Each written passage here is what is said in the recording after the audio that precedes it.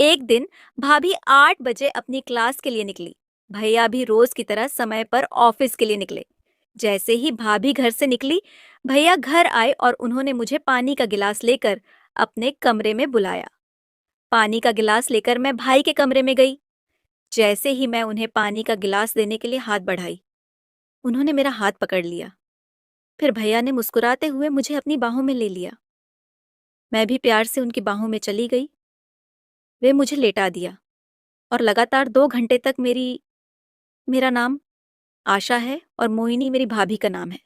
भाभी मेरी सहेली की तरह थी, मुझे बहन जैसी मानती थी। भैया और भाभी शहर में रहते थे और मैं गांव में माता पिता के साथ रहती थी। भाभी ने अपने बेटे के जन्मदिन के लिए मुझे 3 दिन पहले ही बुलाया था। उसकी शादी को 4 साल हो चुके थे और उसके बेटे का पहला जन्मदिन था, जिसे वह बड़े धूमधाम से मनाने वाली थी। उसने खास मुझे फोन करके बुलाया था और बहुत रिक्वेस्ट किया था। जन्मदिन वाले दिन मैं तैयार होकर भाभी के घर पहुंची। जन्मदिन वाले दिन मैं तैयार होकर भाभी के घर पहुंची। भाभी ने दरवाजा खोला और मुझे गले लगाकर अंदर ले गई। भैया भी खुश थे मुझे देखकर। घर में बहुत सारी तैयारियां चल रही थीं। हर जगह रंग बिरंगे गुब्बारे और सजावटें थीं। भाभी ने कहा, आशा, तुम आ गई। अब सब कुछ ठीक हो जाएगा। मैं तुम्हारी मदद के बिना ये सब नहीं कर पाती। मैंने मुस्कुराते हुए कहा, भाभी, ये तो मेरा भी घर है। आप चिंता मत कीजिए, सब हो जाएगा। उसके बाद मैं भाभी के साथ तैयारियों में जुट गई। हम दोनों ने मिलकर केक सजाया, गिफ्ट्स रैप किए और मेहमानों के लिए व्यवस्था की। बच्चे का उत्साह देखने लायक था। उसकी आंखों में चमक और चेहरे पर मुस्कान ने मेरे दिल को खुशी से भर दिया। शाम को मेहमान आने लगे और घर में खुशी की लहर दौड़ गई। बच्चों की हंसी और बड़ों की बातचीत ने माहौल को जीवंत बना दिया। भाभी ने मुझे अपने साथ सभी मेहमानों से मिलवाया और गर्व से बताया कि मैं उनकी प्यारी ननद हूँ। रात होते होते घर में हंसी मजाक और खेल कूद का माहौल था। भैया और भाभी ने बहुत अच्छे से सबकी खातिरदारी की। जन्मदिन का केक काटने का समय आया तो भाभी ने मुझे बुलाकर अपने बेटे के पास खड़ा किया। सभी ने ताली बजाकर बच्चे को जन्मदिन की शुभकामनाएं दी। केक काटने के बाद बच्चों ने खूब मजे किए और खेल खेले। मैंने भाभी को देखा। वो बहुत खुश और संतुष्ट नजर आ रही थी। उसने कहा, आशा, तुम्हारे आने से ये दिन और भी खास हो गया। जब मैं बाकी मेहमानों की तरह अपने घर जाने लगी तो भाभी ने मुझे रोक लिया। उसने कहा कि सुबह तक सभी मेहमान चले जाएंगे और फिर हम दोनों बाहर घूमने चलेंगे। उसने मुझे रुकने के लिए कहा। मैं भी घर में रहकर बहुत बोर हो चुकी थी, इसलिए मैंने रुकने का फैसला किया। मेरे माता पिता भी मुझे वहां ठहरने की अनुमति दे दी। अगले दिन सभी मेहमान चले गए और फिर भाभी और मैं ने समय साथ बिताने का मजा लिया। मुझे घर में एक अलग कमरा दिया गया था और वहां आए हुए 3 दिन हो चुके थे। आने के बाद से ही मैं देख रही थी कि मुकेश ने भाभी को बहुत परेशान कर रखा था। भैया और भाभी को एक दूसरे के साथ समय बिताने का मौका भी नहीं मिल रहा था। इसीलिए एक दिन मैंने भाभी से कहा कि अब मुकेश 2 साल का हो गया है और उससे माँ की इतनी जरूरत नहीं होगी। आप उसे एक दिन मेरे पास छोड़ दो और आप दोनों बाहर घूमने चले जाओ। भाभी ने कहा कि मुकेश मेरे पास नहीं रहेगा। मैंने उसे वादा किया कि मैं मुकेश की अच्छी तरह से देखभाल करूंगी। फिर मुझ पर भरोसा करके भाभी अगले दिन भैया के साथ बाहर चली गई। उस दिन मुकेश पूरे दिन मेरे पास था। भाभी ने मुकेश के लिए जरूरी सामान और उसकी दिनचर्या की जानकारी मुझे दी। मैंने भाभी को आश्वासन दिया कि मैं मुकेश की अच्छी तरह देखभाल करूंगी। मुकेश को पहले तो थोड़ा अजीब लगा, लेकिन मैंने उसे खिलौनों और कहानियों के साथ व्यस्त रखा। धीरे धीरे वह मुझसे घुल मिल गया और हम दोनों ने साथ में बहुत समय बिताया। हमने साथ में खेल खेले, कहानियां सुनी और बाहर बगीचे में टहलने भी गए। मुकेश की मासूमियत और उसकी हंसी ने मेरा दिल खुश कर दिया। दोपहर के खाने के बाद मुकेश को नींद आने लगी। मैंने उसे उसके कमरे में सुला दिया और खुद भी थोड़ा आराम करने के लिए बैठ गई। मुझे खुशी थी कि मैं भाभी और भैया के लिए कुछ कर पा रही थी, क्योंकि वे दोनों ही हमेशा मेरी मदद करते थे। शाम को जब भैया और भाभी वापस आए तो वे बहुत खुश और तरोताजा नजर आ रहे थे। भाभी ने मुझे गले लगाते हुए कहा, आशा, तुम्हारा बहुत बहुत धन्यवाद। आज हमने बहुत अच्छा समय बिताया। तुमने हमारा बहुत बड़ा काम कर दिया, मैंने मुस्कुराते हुए कहा। भाभी, इसमें धन्यवाद की कोई बात नहीं है। मुकेश के साथ समय बिताना मेरे लिए भी बहुत अच्छा था। उसके बाद हम सब ने मिलकर रात का खाना खाया और फिर बैठकर बातें की। भाभी और भैया ने अपने दिन भर की सारी बातें मुझे बताईं और मैं उनकी खुशी देखकर बहुत संतुष्ट महसूस कर रही थी। मुकेश वास्तव में मेरे साथ बहुत खुश था। रात को सोते समय वह जिद करने लगा कि मैं उसके पास ही सोऊं। उसकी जिद के कारण मैं भाभी के कमरे में सो गई और भाभी मेरे कमरे में सो गए। आधी रात को अचानक मुझे अपने शरीर पर किसी का हाथ महसूस हुआ। पहले तो मुझे लगा कि वह मुकेश होगा, लेकिन धीरे धीरे मुझे समझ में आया कि यह किसी बड़े आदमी का हाथ है। जब मैंने उठकर देखा तो सामने भाई खड़े थे। आधी रात को वे मेरे शरीर पर हाथ क्यों फेर रहे थे, ये मुझे समझ में नहीं आ रहा था। मैंने उनसे पूछा कि क्या हुआ। तब उन्होंने मुझसे माफी मांगी और अपने कमरे में चले गए। अगले दिन भी ऐसा ही कुछ हुआ। भाई मेरे शरीर पर हाथ फेरने लगे। आज तो उनका स्पर्श ऐसी जगह पर हुआ जिससे मैं सहम सी गई थी और उनके कमरे से बाहर चली गई। भाभी गहरी नींद में थी, इसलिए उसे भैया की हरकतें समझ में नहीं आ रही थी। जैसे ही मैं उनके कमरे से बाहर आई, भाई भी मेरे पीछे आ गए। मैंने उनसे कुछ कहने की कोशिश की, तभी उन्होंने कहा कि सॉरी आशा, मैंने तुम्हें मोहिनी समझ लिया। रात के अंधेरे में उनसे गलती हो गई होगी, इसलिए मैंने उन्हें माफ कर दिया और फिर से अपने कमरे में सोने चली गई। कुछ दिन बीत गए और मुकेश मेरे साथ बहुत घुल मिल गया। एक दिन सुबह नाश्ते के समय मैंने भाभी से कहा कि अब मुझे घर जाना चाहिए। भाभी ने कहा, आशा प्लीज मेरे लिए कुछ दिन और रुक जाओ, मुझे 1 महीने का एक कुकिंग कोर्स ज्वाइन करना है। अब मुकेश तुम्हारे साथ अच्छा घुल मिल गया है, इसलिए मैं तुम्हें बता रही हूँ। तुम उसकी देखभाल करोगी तो मैं निश्चिंत होकर अपना कोर्स पूरा कर सकूंगी।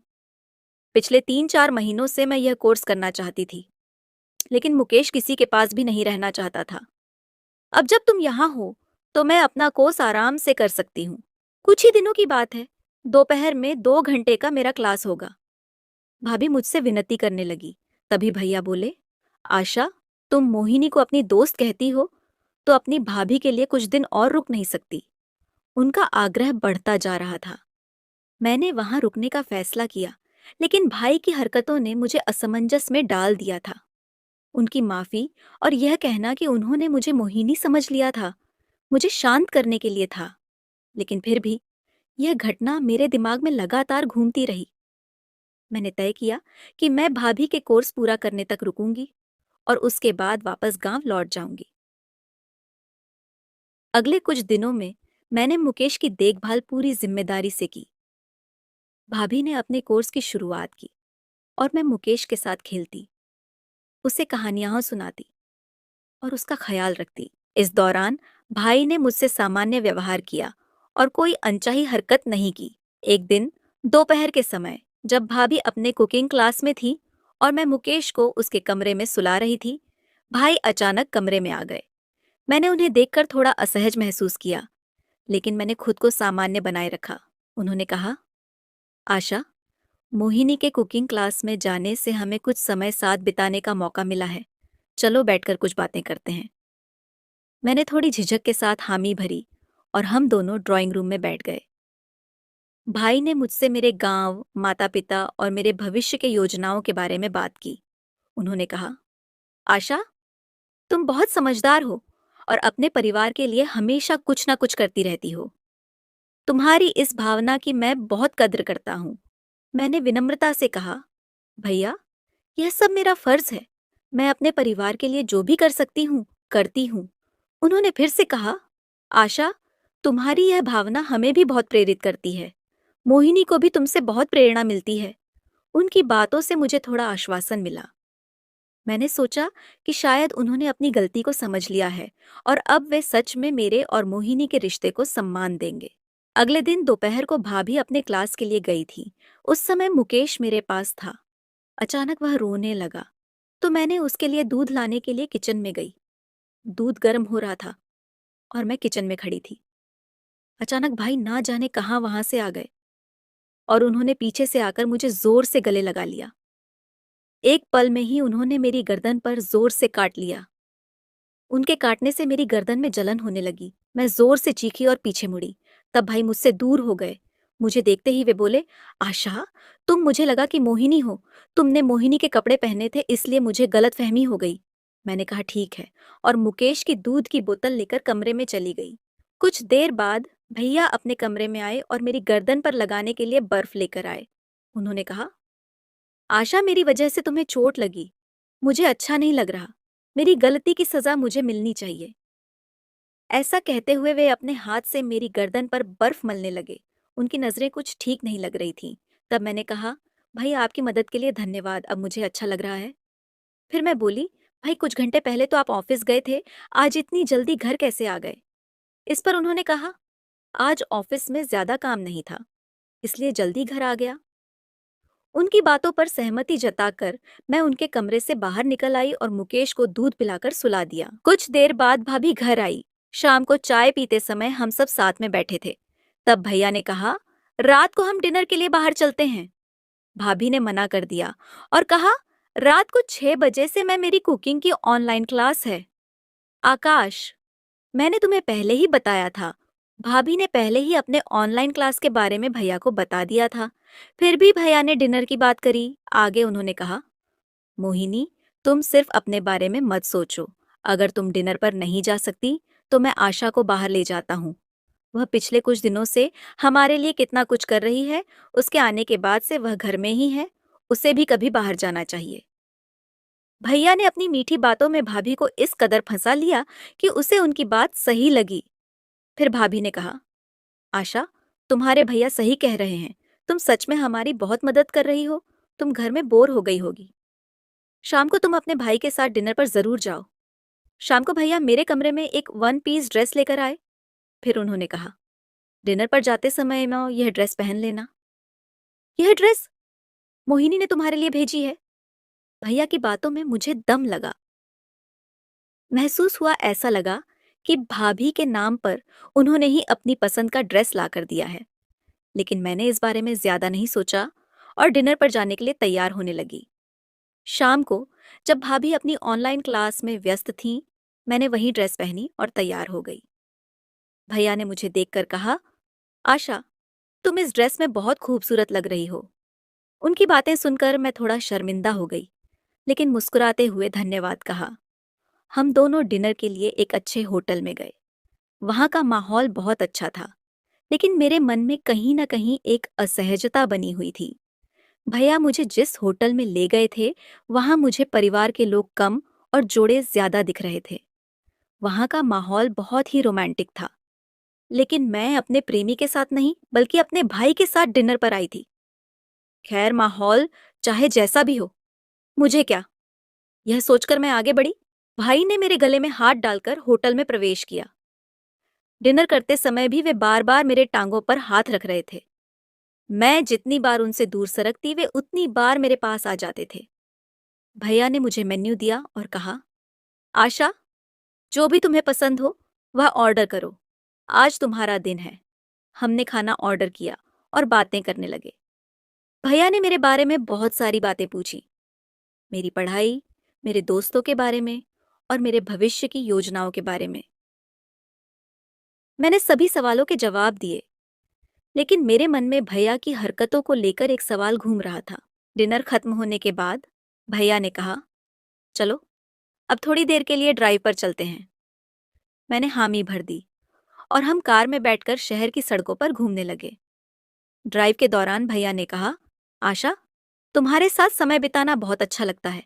तुमसे बातें करके मुझे बहुत सुकून मिलता है। जल्दी से जल्दी डिनर खत्म करके हम घर पहुंचे। फिर रात को भाभी के कमरे में सोने के लिए मैंने मना कर दिया।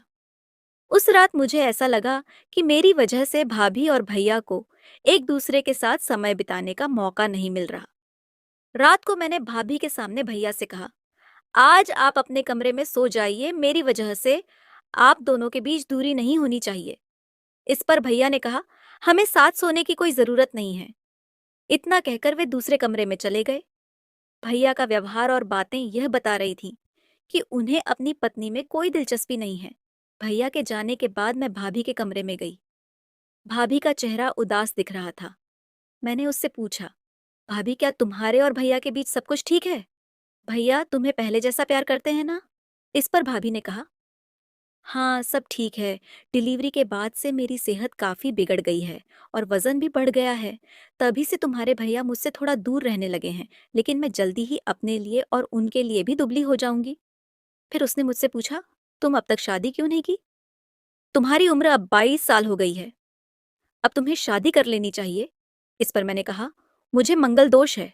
माता-पिता कहते हैं कि मंगल दोष वाली लड़की की शादी मंगल दोष वाले लड़के से ही होनी चाहिए। मैं 22 साल की हो गई हूँ, लेकिन अभी तक मुझे मेरा परफेक्ट जीवन साथी नहीं मिला है, इसीलिए मैं अभी तक सिंगल हूँ। फिर भाभी ने कहा, तुम्हारी तरह खूबसूरत और सुडौल शरीर वाली लड़की पर किसी भी आदमी की बुरी नजर पड़ सकती है। तुम पुरुषों से थोड़ा संभल कर रहना। बातों बातों में हम सो गए। अगले दिन भाभी अपने क्लास के लिए गई। उस समय मुकेश मेरे साथ खेल रहा था। खेलते खेलते वह सो गया और मैं भी उसके पास सो गई। कुछ समय बाद मुकेश नींद में रोने लगा और मुझे अपनी माँ समझने लगा। मुकेश रो रहा था। तभी मैंने भाभी को कॉल लगाई, लेकिन वह कुकिंग क्लास में थी, इसलिए फोन नहीं उठा सकी। आज मुकेश मुझे अपनी माँ समझ रहा था। उसे चुप कराने के लिए मैंने उसे दूध की बोतल दी, लेकिन वह दूध पीने को तैयार नहीं था। काफी समय गुजर गया, लेकिन उसका रोना बंद नहीं हुआ। आखिरकार मैंने उसे अपनी गोद में लिया और उसे दिलासा दिया। मैंने उसे अपनी छाती से लगाया ताकि उसे माँ की तरह महसूस हो। भाभी को घर आने में 2 घंटे थे और मुझे मुकेश को इतने समय तक रोता हुआ ठीक नहीं लगा। इसलिए मैंने कुछ समय के लिए मुकेश की माँ की भूमिका निभाने का नाटक किया। मैंने उसे अपनी छाती से लगाया और उसे दिलासा दिया, और कुछ समय बाद मैं भी सो गई। अचानक मेरी नींद खुली तो मैंने देखा कि भैया मेरे सामने खड़े थे। वे कमरे में कब आए और मुझे कब से देख रहे थे, मुझे नहीं पता। भैया की नज़र मुझे ठीक नहीं लगी। मुकेश को शांत करने के लिए मैंने उसे अपनी छाती से लगाया था, लेकिन बाद में मैं अपने कपड़े ठीक करना भूल गई थी और वैसे ही सो गई थी। भाई मुझे उस हालत में देख रहे थे और उनकी नज़रें लाल हो रही थीं। फिर मैंने जल्दी से अपने कपड़े ठीक किए। तब भाई ने मेरा हाथ पकड़ा और उन्होंने मुझे बिस्तर की ओर खींचा। मैं बहुत डर गई थी, पर भैया के साथ मेरा हमेशा से एक अलग संबंध था। फिर भैया ने कुछ ऐसा किया जिससे मैं शांत हो गई। थोड़ी देर बाद मुकेश नींद से जाग गया। हम उसे खिलाते हुए हॉल में बैठे थे। तभी भाभी क्लास से वापस आई। उसने हमें अलग नजरों से देखा और तुरंत मुकेश को हमारे बीच से उठा लिया। रात को किचन में खाना बनाते समय भाभी का व्यवहार थोड़ा अलग लगा। उसने कहा, आजकल तुम मुकेश को अपने से ज्यादा जोड़ने लगी हो। उसके पिता को भी अपने से जोड़ने की कोशिश मत करो भाभी। 1 मास से पहले एक पत्नी थी और उसे अपने पति की चिंता हो रही थी। मैंने उसके कंधे पर हाथ रखकर कहा, आप बिल्कुल भी चिंता मत करो। ना तो आपका पति बुरा है और ना ही आपकी सहेली। इसके बाद भी भाभी मेरे साथ थोड़ा अजीब व्यवहार कर रही थी। फिर भाभी खाना बनाने लगी। भाभी की बातों ने मेरे मन को हलचल में डाल दिया। खाना खाते समय उसने अचानक कह दिया कि उसकी क्लास का आखिरी दिन आज है और उसके बाद मुझे अपने घर जाना होगा। भाभी की बात सुनकर भैया का चेहरा पीला पड़ गया, जैसे उन्होंने कुछ सुनने की उम्मीद नहीं की थी। मैं भी भाभी की इस बात को सुनकर चिंतित हो गई, क्योंकि मेरे और भैया के बीच की दूरी बढ़ रही थी और मैं खुद भी भाभी और भैया के बीच की समस्याओं को महसूस कर रही थी। भाभी की बातें और उसकी सख्ती ने मुझे चिंता में डाल दिया। मुझे लगता था कि भैया अब मुझे जल्द ही नहीं जाने देंगे, क्योंकि वे मुझसे काफी आकर्षित हो चुके थे और मुझे भरोसा था कि वे कोई ना कोई रास्ता निकाल ही लेंगे। भैया का मुझसे लगाव और उनकी चुप्पी ने मुझे यह एहसास दिलाया कि वे मेरे बिना नहीं रह सकेंगे। रात को जब हम खाने के बाद कुछ समय साथ बैठे, तो भाभी ने अचानक मुझसे कहा, आशा, याद रखना कि तुम्हारे भैया शादीशुदा हैं और उन्हें कोई दोष नहीं है। भाभी के शब्दों में एक कड़ी चेतावनी थी, लेकिन मैंने उसकी बातों को ज्यादा महत्व नहीं दिया। मैं जानती थी कि वह शायद अपने ही डर और तनाव को मुझ पर व्यक्त कर रही थी, लेकिन मैं अपने मन की स्थिति और भैया के साथ के रिश्ते को लेकर स्थिर थी। रात को भाभी और भैया के बीच की बातचीत में हलचल का माहौल था। मैंने सोचा कि शायद भाभी के क्लास के बाद सब कुछ सामान्य हो जाएगा और मुझे घर नहीं जाना पड़ेगा। मैं चाहती थी कि भैया और भाभी के बीच के मुद्दों को सुलझाया जाए और मैं भी इस परिवार के एक हिस्से के रूप में बनी रहूं। अगले दिन भाभी 8 बजे अपनी क्लास के लिए निकली क्योंकि आज उसका आखिरी दिन था। भैया भी रोज की तरह समय पर ऑफिस के लिए निकले। जैसे ही भाभी घर से निकली, भैया घर आए और उन्होंने मुझे पानी का गिलास लेकर अपने कमरे में बुलाया। पानी का गिलास लेकर मैं भाई के कमरे में गई। जैसे ही मैं उन्हें पानी का गिलास देने के लिए हाथ बढ़ाई, उन्होंने मेरा हाथ पकड़ लिया। फिर भाई बोले, आशा, तुम मुझे और कितना इंतजार कराओगी? मैं तुम्हें पहले ही कई बार इशारे कर चुका हूं। भले ही तुम इतने लंबे समय से मेरे सामने हो, लेकिन मैं तुम्हारे साथ उतना समय नहीं बिता सका जितना मैं चाहता हूं। कल तुम्हें उस हालत में देखकर मेरी आंखें चमक उठी थीं। मोहिनी, आज पूरे दिन घर पर नहीं है। हमारे पास आज पूरा दिन है एक दूसरे के साथ समय बिताने के लिए। मैंने भी भैया की बात मान ली, लेकिन उनसे एक सवाल पूछा। मुझे नहीं लगता कि आप शादीशुदा होते हुए भी मेरे करीब आ रहे हैं। अगर इसके वजह से आपका रिश्ता टूट गया तो भाभी को बुरा लगेगा। फिर आप उसे क्या जवाब देंगे? भैया बोले, आशा, तुम कुछ ज्यादा ही सोच रही हो। मोहिनी, सिर्फ मेरी पत्नी है। मैं अब उससे प्यार नहीं करता। मैं उसे कुकिंग क्लास करने दे रहा हूँ क्योंकि मेरी नौकरी छूट गई है, ताकि वह कुछ पैसे कमाकर मेरी मदद कर सके। नहीं तो मुझे उससे कोई खुशी नहीं मिलती। अगर तुम्हें कोई आपत्ति नहीं हो तो हम शादी कर सकते हैं। फिर भैया ने मुस्कुराते हुए मुझे अपनी बाहों में ले लिया। मैं भी प्यार से उनकी बाहों में चली गई।